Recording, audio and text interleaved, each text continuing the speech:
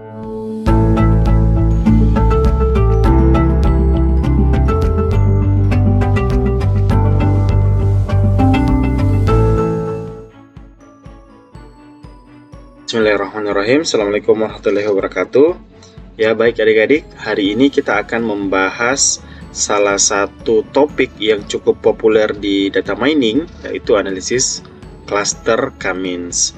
Nah, analisis cluster ini disebut juga sebagai analisis pengelompokan ya. Jadi untuk hari ini kita akan membahas dan mensimulasikan metode ini dengan menggunakan Microsoft Excel. Nah, poin-poin yang akan dijelaskan pada video kali ini itu mencakup apa itu K-means, lalu kemudian ilustrasi yang nanti akan diberikan, lalu kemudian contoh kasus apa yang bisa diselesaikan, lalu kemudian yang terakhir kita akan mempraktekkan di Microsoft Excel bagaimana perhitungan-perhitungan yang dibutuhkan dalam menyelesaikan kasus menggunakan metode K-means ini. Oke, jadi baik adik-adik, sekarang kita masuk ke sini dulu ya. K-means ya, atau analisis cluster K-means ini disebut juga analisis pengelompokan, digunakan apabila kita ingin mengelompokkan data berdasarkan beberapa variabel atau atribut. Nah, di contoh ini, di gambar ini diberikan contoh apabila kita menggunakan dua atribut atau dua variabel yang bisa kita buat diagramnya berdasarkan sumbu X dan sumbu Y ya. Nah, jadi kalau kita lihat plot awal dari before K-means ya, diagram yang ini, itu kita lihat diagram titik ini itu warnanya sama semua ya, warnanya sama semua. Ini sebelum kita melakukan K-means. Nah, tujuan kita melakukan K-means adalah untuk mendapatkan kelompok-kelompok di mana nantinya di dalam satu kelompok ini memiliki sifat atau homogenitas yang tinggi, lalu kemudian memiliki perbedaan atau heterogenitas yang tinggi antar tiap kelompok. Jadi kata kuncinya, sesama anggota kelompoknya tingkat kesamaannya berdasarkan atribut itu tinggi, lalu kemudian kata kunci yang kedua adalah atribut atau sifat yang dimiliki antara kelompok yang satu dan kelompok yang lain itu heterogen ya. Jadi seperti itu. Jadi awalnya plotnya seperti ini, lalu kemudian setelah kita melakukan analisis K-means bisa kita dapatkan bahwa oh ternyata data ini bisa kita kelompokkan menjadi 3 bagian lah. Yang pertama ini kita bedakan berdasarkan warnanya ya, warna hijau, biru, dan hitam. Oke, itu sedikit ilustrasi ya adik-adik semua. Nah, sekarang kita coba lihat contoh kasus yang mungkin bisa kita selesaikan dengan analisis cluster K-means. Nah, misalkan ada peneliti ya yang ingin mengelompokkan wilayah menjadi 3 kategori atau 3 kelompok ya, yaitu wilayah yang produktif, sedang, dan kurang produktif berdasarkan luas lahan dan produksi padi dalam ton. Jadi pada kasus ini kita bisa mengetahui bahwa atribut yang digunakan ada 2. Yang pertama adalah luas lahan, yang kedua adalah produksi padi.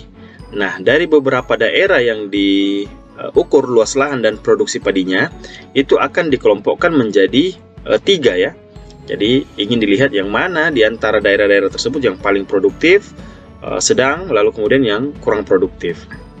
Nah, itu ya contoh permasalahan yang pertama.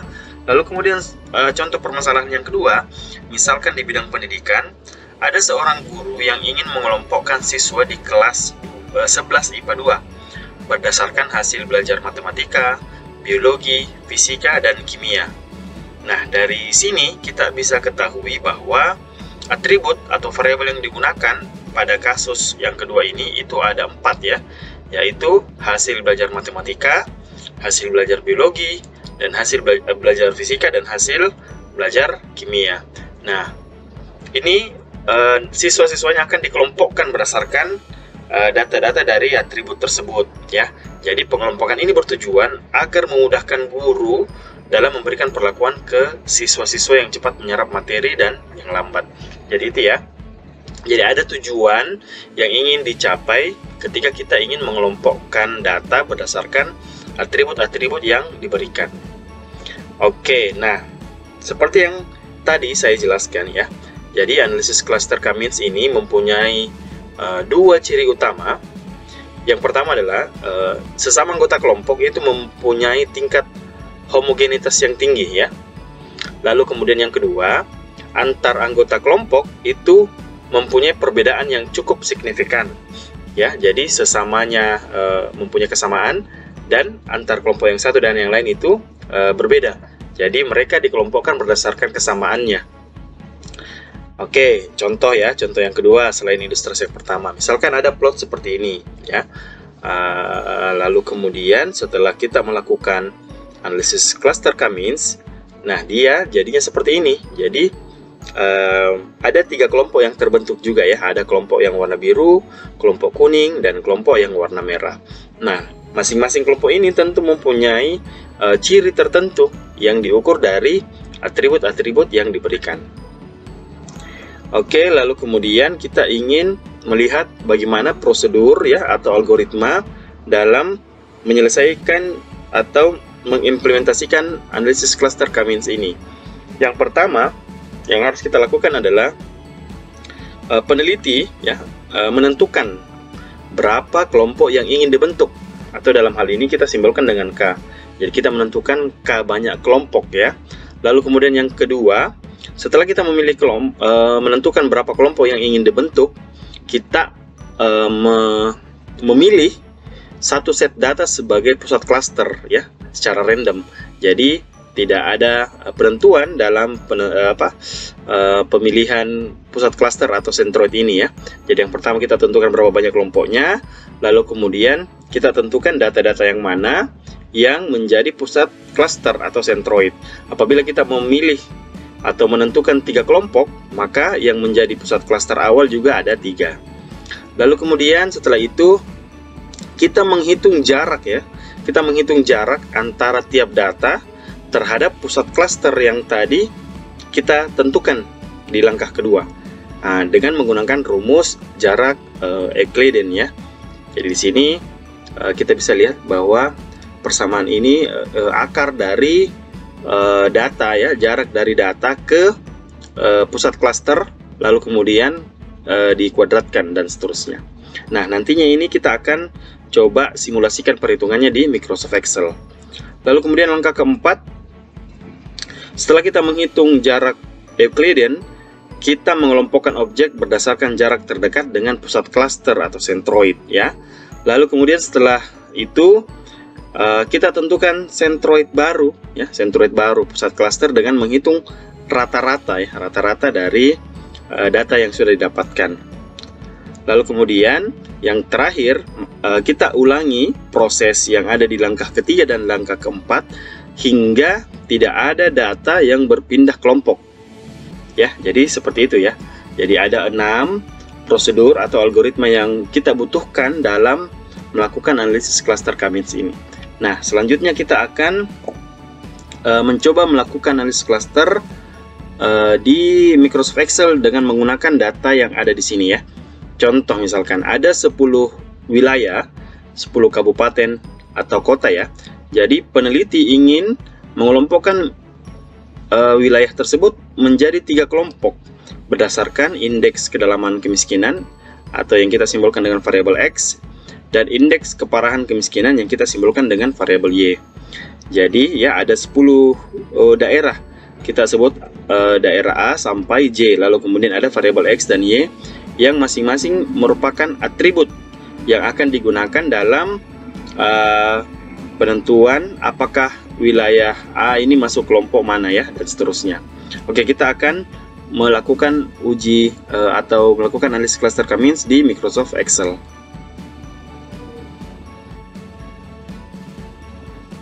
Oke, baik. Nah, sekarang di Microsoft Excel ini langkah yang pertama ya, sebelum kita masuk ke algoritma, saya copy data di PowerPoint tadi ke dalam Excel. Jadi ini data ya, data ke 1 sampai 10 ini wilayah A sampai J. Lalu kemudian ini data-data untuk variabel X-nya, data-data untuk variabel Y-nya. Nah, berdasarkan algoritma yang tadi dibahas, langkah pertama yang akan kita lakukan adalah menentukan jumlah kelompok. Nah, di soal tadi, kita sudah diminta untuk membentuk 3 kelompok Nah, di sini kita tentukan 3. Maka setelah itu kita harus memilih 3 data yang menjadi sentroid awal, ya. Bisa dipilih secara random. Nah, untuk kasus ini saya memilih data kedua, data keempat, dan data keenam, ya. Data kedua sebagai sentroid pertama, data keempat sebagai sentroid kedua, dan data keenam itu sebagai sentroid ketiga. Nah, kenapa di sini ada 3 sentroid? Karena kita ingin membentuk 3 kelompok, maka jumlah sentroidnya menyesuaikan. Oke, nah di data kedua ini yang saya tentukan menjadi pusat klaster atau sentroid pertama, lalu kemudian saya ambil nilai X dan Y-nya, ya. Nah, saya ambil dari sini, jadi ini sama dengan yang ada di sini. Contoh misalkan saya ini kasih kuning, ya. 4, 1. Lalu kemudian data keempat, ini data keempat, nilai X-nya 1 dan nilai Y-nya 2. Lalu kemudian data keenam, nilai X-nya 5 dan nilai Y-nya 3. Nah, untuk penentuan sentroid ini apalagi bisa kita tentukan secara random, ya. Jadi boleh menentukan sentroid selain data ini. Nah, kebetulan untuk kasus ini saya pakai data kedua, keempat, dan keenam. Adik-adik mungkin bisa menggunakan data pertama, data ketiga, dan data kelima, ya, boleh. Oke, lalu kemudian ini, ya, saya kopikan untuk jarak Euclidean supaya menuntun kita dalam melakukan perhitungan di Excel. Nah, saya buat tabel bantu seperti ini, adik-adik, supaya bisa kita lihat jarak antara tiap data ke masing-masing sentroid. Nah, di sini ada C1, C2, dan C3. Ini maksudnya untuk data pertama. Untuk data pertama ini jaraknya terhadap sentroid pertama berapa, jaraknya terhadap sentroid kedua berapa, dan seterusnya. Nah, dengan menggunakan rumus Euclidean ini, di sini bisa saya tuliskan sama dengan, ya, sama dengan, karena dia akar kuadrat, berarti di sini saya menggunakan SQRT, ya, square root. Lalu kemudian saya buka kurung. Nah, lalu kemudian saya buka kurung lagi karena di sini ada 2 atribut, ya, ada X dan Y. Jadi X I1 maksudnya ini data pertama untuk atribut yang ini, saya kurangkan dengan ini kan C1, ya, berarti saya kurangkan dia dengan X untuk sentroid pertama, berarti di sini, ya, saya kurangkan dengan C18. Nah, karena nanti perhitungan ini akan di drag turun untuk data-data setelahnya, maka C18 ini harus saya kunci agar ketika di drag nanti posisinya tidak berubah, ya. Cara untuk menguncinya boleh menekan Fn dan F4, atau beberapa laptop juga cukup dengan menekan F4. Intinya untuk mengunci ini ada tanda dolar di depan C, ya, dan ada tanda dolar di depan 18, ya. Kebetulan untuk saya ini sel C1 ini berada di C18. Untuk adik-adik nanti bisa menyesuaikan. Lalu kemudian balas kurung, lalu berpangkat 2. Oke, berpangkat 2, ya. Ini untuk X, lalu kemudian ditambah. Nah, di sini ada tambah, ya, persamaannya. Nah, karena kita pakai X dan Y, berarti ini jadi Y, ya. Nah, sekarang Y lagi, ya. Buka kurung, Y, posisinya Y itu ada di E, ya, E23. Nah, ini saya boleh tuliskan saja supaya memudahkan. E23 dikurang, ya, sama, ya, sentroid pertama untuk Y. Di sini saya kunci lagi, balas kurung, lalu kemudian berpangkat 2. Nah, lalu kemudian terakhir saya kurung, ya, kurung untuk agar semua yang ada dalam kurung ini itu di akar kuadratkan. Saya enter. Di sini dapat 3. Nah, untuk perhitungan yang di bawah ini bisa kita drag atau klik 2 kali. Namun ingat adik-adik, sebelum kita drag pastikan bahwa di sini itu sudah terkunci, ya. Yang ini yang terkunci karena ini sebagai sentroid untuk X atribut pertama, dan ini juga terkunci untuk atribut kedua, ya, atau Y. Nah, ini adalah jarak antara data, ya, 10 data kita terhadap sentroid pertama. Nah, sekarang kita mau menghitung jarak antara data-data kita ini terhadap sentroid yang kedua. Sama dengan square root, ya, buka kurung 2 kali, lalu kemudian saya kembali ini klik yang X untuk data pertama, dikurang. Nah, yang membedakan adalah ini. sekarang saya memilih untuk X untuk centroid yang kedua. Berarti di sini ya, C19, lalu kemudian saya kunci, tutup kurung, pangkat 2. Pangkat 2 di sini kita tuliskan topi ya, topi lalu kemudian 2. Nah, ini untuk X-nya. Sekarang untuk Y-nya lagi, berarti tambah. Saya klik Y-nya. Saya buka kurung dulu ya. Saya klik Y-nya, dikurang centroid kedua untuk Y, kunci, balas kurung, pangkat 2, lalu kemudian tutup kurung. Nah, enter. Oke, setelah itu sisa di drag atau diklik 2 kali. Nah, ini adalah jarak antara data-data terhadap centroid kedua. Lalu kemudian yang terakhir adalah jarak data ke centroid yang ketiga menggunakan jarak Euclidean. Sama dengan ya, sama SQRT, buka kurung 2 kali dulu, lalu kemudian klik X untuk data pertama, dikurang X untuk centroid yang ketiga, kunci, tutup kurung, lalu kemudian berpangkat 2, tambah, buka kurung lagi. Sekarang kita ambil Y, kurang, ini ya, centroid ketiga untuk Y, kunci, tutup kurung, berpangkat 2, tutup kurung. Oke, enter. Oke, maka kita dapatkan C1, C2, C3 untuk 10 data. Jadi ini adalah jarak ya, jarak data kita terhadap masing-masing centroid. Nah, setelah kita menghitung ini, kita mau tahu ya, di antara centroid 1 ya, jarak ke centroid 1, ke centroid 2 dan ke centroid 3 yang mana yang paling minimum ya. Di sini kita tentukan. Nah, caranya kita menggunakan fungsi minimum ya, sama dengan min, buka kurung, ini range-nya ya, lalu kemudian di enter. Nah, saya drag ke bawah. Oke, ini ya, contoh misalkan ini saya jelaskan ya, di antara 3 ya, untuk data pertama, jarak data pertama ke centroid pertama, ke centroid kedua, dan centroid ketiga itu lebih dekat ke centroid kedua. Kenapa? Karena jaraknya paling minimum ya. Kalau data kedua itu lebih dekat ke centroid pertama. Kenapa? Karena ini yang paling minimum di antara jarak ke centroid yang lain. Jadi seperti itu ya. Kita mengambil jarak paling minimumnya. Nah, setelah kita menghitung jarak minimumnya, di sini kita menentukan dia masuk klaster keberapa. Caranya begini ya, boleh secara manual. Maksudnya manual itu, nah di sini kita lihat ya. Di sini untuk data pertama nilai minimum adalah 1 ya.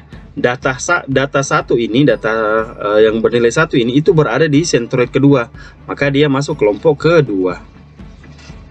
Lalu kemudian ini data 0 ya. 0 ini berada di ini ya, jarak ke C1, maka dia masuk ke klaster 1. Oke, jadi begitu caranya ya. Nah, 2 ini sama 1. Atau boleh dengan menggunakan fungsi ya, fungsi if. Khawatirnya nanti apabila banyak data, maka kita akan kewalahan kalau melihat satu-satu ya. Jadi mungkin bagusnya kita menggunakan fungsi if. Boleh kita gunakan cara ini, sama dengan jika ya, saya pakai fungsi dan ya, fungsi if lalu kemudian pakai fungsi dan, jika C1 ini ya, jika ini lebih atau kurang dari C2 dan ini dia juga kurang dari C3 ya. Logikanya apabila C1 untuk data pertama ini lebih kurang dari C2 dan dia juga kurang dari C3, otomatis dia pasti minimum. Maka di sini pasti dia 1 ya. Nah, karena dia C1. Oke, jadi lanjut. Sini saya lagi tambah fungsi if-nya ya. Lalu kemudian buka kurung, and buka kurung. Nah, sekarang saya masuk ke C2. Jika ini ya, G23 lebih atau kurang dari C1 dan ya, di beberapa laptop menyesuaikan ya. Ada yang biasa menggunakan koma, ada yang biasa menggunakan titik koma. Intinya lihat panduannya di sini. Kalau di sini pakai koma, maka kita juga ikut ya. Kalau dia titik koma, maka kita ikut yang ada di instruksi ini. Oke, jadi jika C2 ini lebih kecil daripada ini C1, lalu kemudian dia juga lebih kecil daripada C3 ini H ya, H23, maka otomatis yang paling kecil pasti 2. Nah, selain dua kemungkinan itu yang sudah kita tuliskan ke belakang, maka pasti kemungkinan terakhirnya yang paling kecil adalah C3. C3 ya, saya enter. Oke, kita lihat dulu. Oh, ini dia ini ya. Oke. Lalu kemudian oke. Nah, ini juga butuh ya, butuh tanda kurung. Oke. Kita enter. Nah, maka dia jadinya seperti ini. Sisa di drag ya. Oke, ini cara kalau mau menggunakan fungsi if. Tapi kalau mau pakai manual boleh. Jadi kalau misalkan yang minimum itu berada di C2, maka dia masuk klaster kedua. Apabila yang minimum itu berada di C1, maka dia masuk klaster 1. Nah, ini kita lihat yang minimum itu di C3, maka dia masuk di klaster ketiga. Oke, ini ya, ini penentuan klaster ya. Jadi ini kita sudah membentuk 3 kelompok ya. Ada kelompok 1, ada kelompok 2, dan ada kelompok 3. Nah, lalu kemudian setelah itu adik-adik, di sini kita lihat ya, kita buat pemetaan ya. Jadi di sini ada data ke 1 sampai 10. Ada kembali dituliskan C1, C2 dan C3. Lalu kemudian adik-adik, di sini kita petakan ya. Data pertama ini dia masuk ke klaster berapa ya. Nah, contoh misalkan di sini kan data pertama masuk di klaster kedua, maka di sini saya kasih 1. Data kedua dan ketiga itu masuk klaster 1, maka di sini saya kasih 1 ya. Data keempat dan kelima dia di klaster 2, di sini 1. Nah, ini tabel ini yang akan kita gunakan sebagai acuan atau patokan apakah masih ada data yang berubah atau tidak ya. Jadi ini kita copy di iterasi-iterasi setelahnya. Jadi ini adik-adik untuk proses 1 kali iterasi ya. Nah, di iterasi-iterasi selanjutnya ini sudah cukup mudah karena prosesnya persis mengikuti di iterasi yang pertama ya. Yang mungkin yang membedakan adalah di tiap iterasi itu kita menentukan centroid baru lagi. Lalu kemudian di proses setelah penentuan centroid baru itu sama dengan langkah di iterasi 1. Oke, jadi kita coba selesaikan ya. Jadi kita melakukan iterasi hingga tidak ada data yang berubah kelompoknya. Contoh misalkan di sini datanya data pertama masuk kelompok 2. Nah, apabila di iterasi selanjutnya ini berubah, ada yang berubah salah satunya, maka proses iterasi masih akan kita lanjutkan. Oke, ini saya copy ya ke iterasi kedua. Nah, ini hasil kopinya ya. Lalu kemudian saya tuliskan kembali datanya ya. Nah, oke, baik adik-adik, sekarang kita menentukan centroid baru ya. Centroid baru di sini rumusnya rata-rata dari masing-masing data yang ada pada klaster.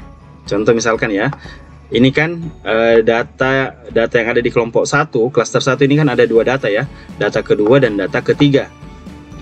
Data yang ada di kelompok 2 ada 5 ya, data 1, 4, 5, 7 dan 9.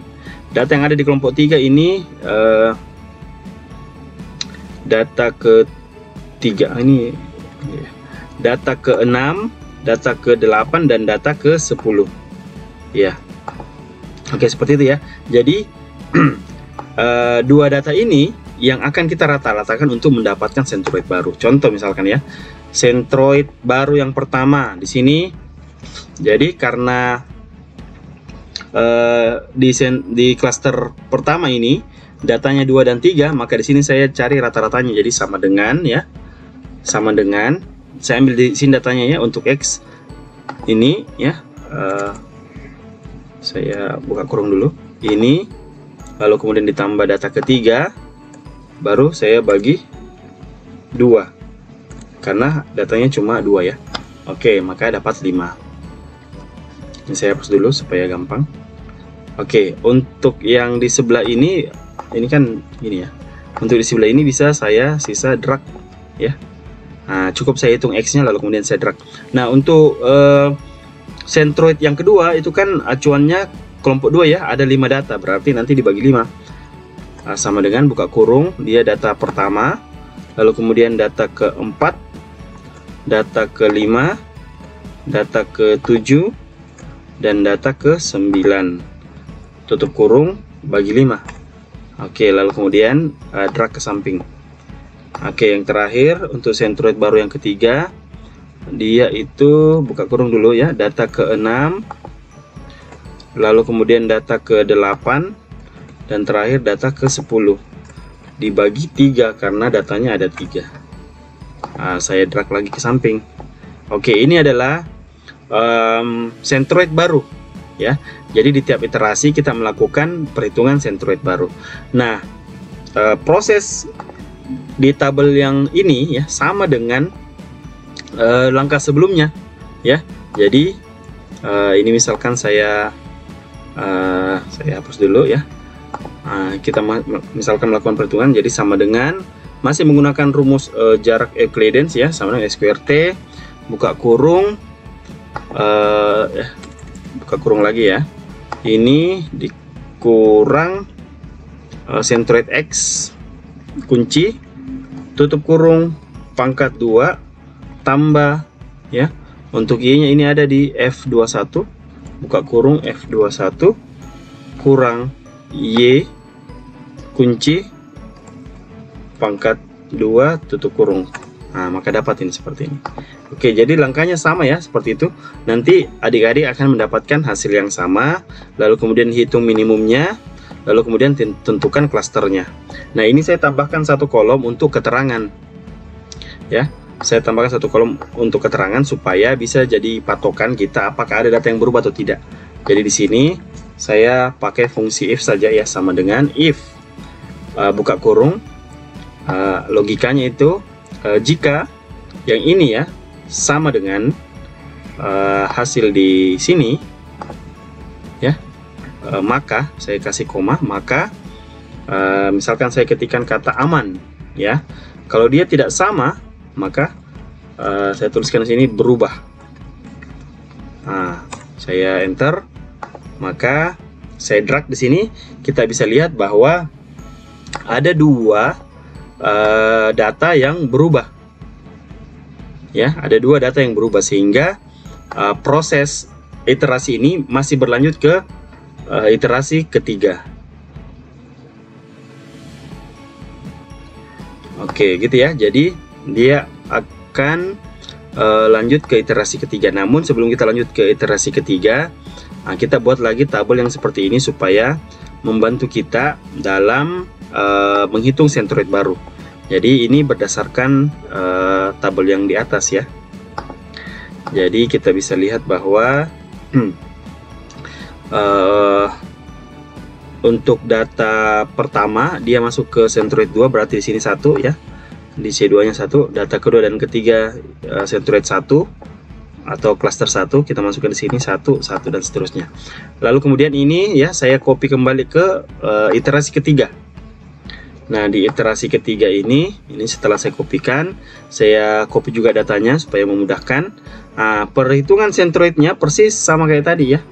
Ini coba ya kita hitung sama-sama. Jadi yang masuk di dalam data X ini X, ini Y ya. Jadi sama dengan data kedua ya, berarti ambilnya di sini data kedua tambah data ketiga tambah data ke-6, balas kurung bagi 3 karena datanya ada 3, lalu kemudian saya drag ke samping. Nah, di sini saya pakai yang masuk di klaster kedua, data pertama tambah data ke-4 tambah data ke-5 tambah data ke-7, lalu kemudian dibagi 4. Yang terakhir, ini saya drag dulu ya supaya ini. Oke, yang terakhir sama dengan yang masuk di kelompok ketiga itu data ke-8, data ke-9 dan data ke-10 bagi 3. Oke, saya drag. Prosesnya sama ya, prosesnya sama. ini masih menggunakan jarak Euclidean kayak tadi ya. Proses menentukan minimumnya juga sama, proses clusternya juga sama. Di sini saya mau bandingkan dia dengan hasil di iterasi kedua, jadi sama dengan if ya, jika hasil ini ya sama dengan yang ada di iterasi kedua ini, maka ya, makanya saya pakai koma, maka saya pakai tanda kutip ya, munculkan kata aman, koma lagi ya. Kalau tidak, maka dia tidak aman atau ada data yang berubah. Nah, di sini data aman karena sama ya. Nah, di sini di iterasi ketiga ini sisa satu ya, sisa satu data yang berubah. Nah, selama masih ada data yang berubah, maka sebaiknya proses iterasi ini kita lanjutkan sampai betul-betul tidak ada lagi data yang berpindah kelompok. Oke, jadi seperti ya. Jadi prosesnya sama. Lalu kemudian kita menentukan lagi tabel ini ya, kita copy ke iterasi keempat. Nah, di iterasi keempat ini ya sama, penentuan centroidnya juga sama kayak tadi ya, menggunakan rata-rata dari data-data yang ada di sini. Lalu kemudian ini tabel untuk menghitung jarak Euclideans-nya. Lalu kemudian terakhir kita coba sama-sama menghitung keterangannya, apakah masih ada yang berubah atau sudah aman semuanya. If ya sama apakah ini ya, jika J21 sama dengan yang di iterasi ketiga, koma ya, kalau dia sama maka aman, kalau dia beda ya, koma kembali lalu kemudian berubah. Balas. Nah, ini saya coba drag. Nah, di sini di iterasi keempat ini prosesnya sudah selesai ya, karena semua datanya sudah di final group atau di kelompok yang tidak berubah-berubah lagi. Nah, kalau kita ilustrasikan ke dalam diagram pencar ya, maka jadinya seperti ini. Oke, ini ya iterasi pertama, itu datanya seperti ini. Ada kelompok yang kuning ini 5, kelompok biru 3, dan kelompok merah 2. Lalu kemudian di iterasi kedua, data yang biru ini berubah menjadi merah ya. Nah, data yang kuning yang di atas ini berubah jadi biru. Di iterasi ketiga apalagi yang berubah? Oh, ternyata ada lagi kuning yang berubah menjadi biru. Dan terakhir di iterasi keempat ya, itu sudah sama dengan yang di iterasi ketiga. Nah, apabila sudah sama, berarti proses iterasi kita sudah berada di titik optimum lokal ya, berarti dia sudah fix. Itu adalah hasil dari pengelompokan yang kita lakukan. Oke, seperti itu adik-adik untuk perhitungan K-means ini secara manual menggunakan Excel. Nah, video setelah ini kita akan coba melakukan analisis K-means menggunakan RStudio. Oke, terima kasih adik-adik semua. Saya tutup dengan ucapan alhamdulillah. Assalamualaikum warahmatullahi wabarakatuh. Everything changes.